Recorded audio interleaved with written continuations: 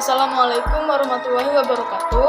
Nama saya Elsa Indah Laksamana dari kelas 12 MIPA 1, nomor absen 10. Alat dan bahan yang digunakan antara lain kacang hijau, gelas aqua, tanah, air, dan kardus. Kacang hijau.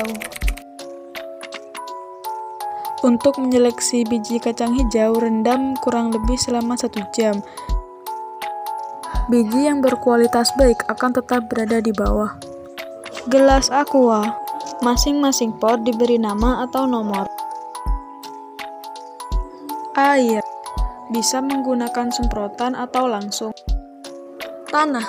Gunakan tanah subur dan tidak berpasir. Kardus. Gunakan kardus dengan tinggi lebih dari 15 cm.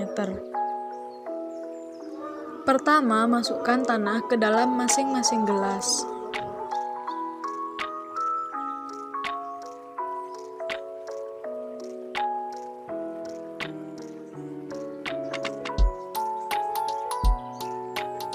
Selanjutnya, pada masing-masing gelas taburkan 10 biji kacang hijau. Bisa langsung ditabur di atas tanah atau bisa juga seperti di atas. Kemudian siram dengan air. Penyiraman bisa dilakukan di awal ataupun di akhir. Letakkan 2 pot di bawah sinar matahari dan 2 lagi di dalam kardus. Pengamatan.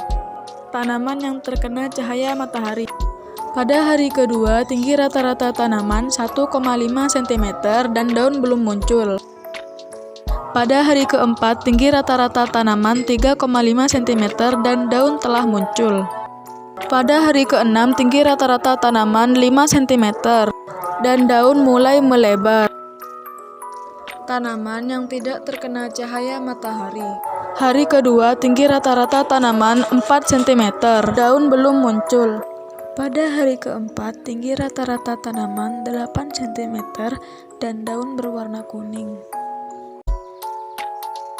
Pada hari keenam, tinggi rata-rata tanaman 16 cm dan jumlah daun 2.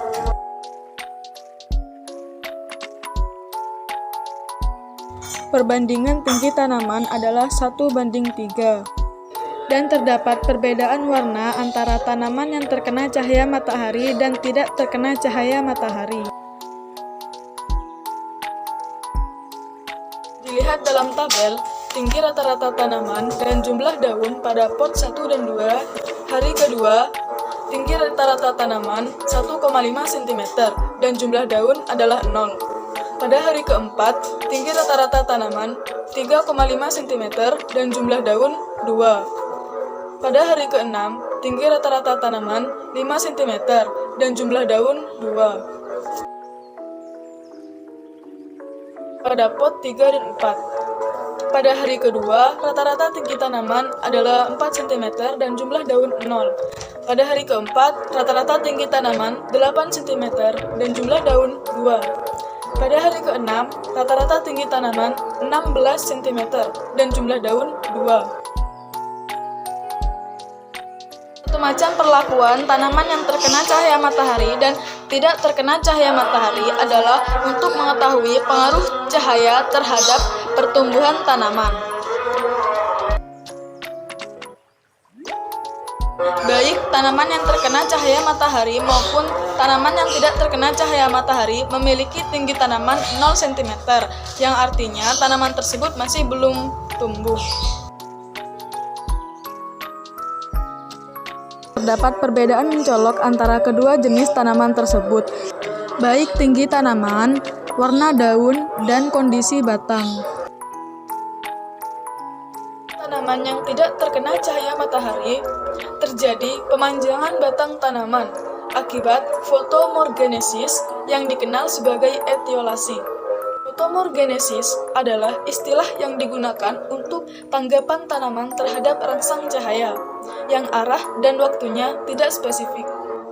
Pemanjangan sel-sel batang yang berlebihan disebabkan oleh ketidaknormalan tingginya kandungan auksin dan etilen, atau hormon pengatur pertumbuhan tanaman.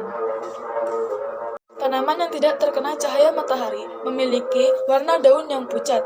Hal tersebut dikarenakan Dalam daerah yang gelap, plastid tidak berkembang sehingga tanaman kekurangan kloroplas yang menyebabkan tanaman tersebut memiliki daun berwarna pucat, di mana cahaya mempengaruhi pembentukan macam-macam hormon pertumbuhan dalam sel-sel tanaman.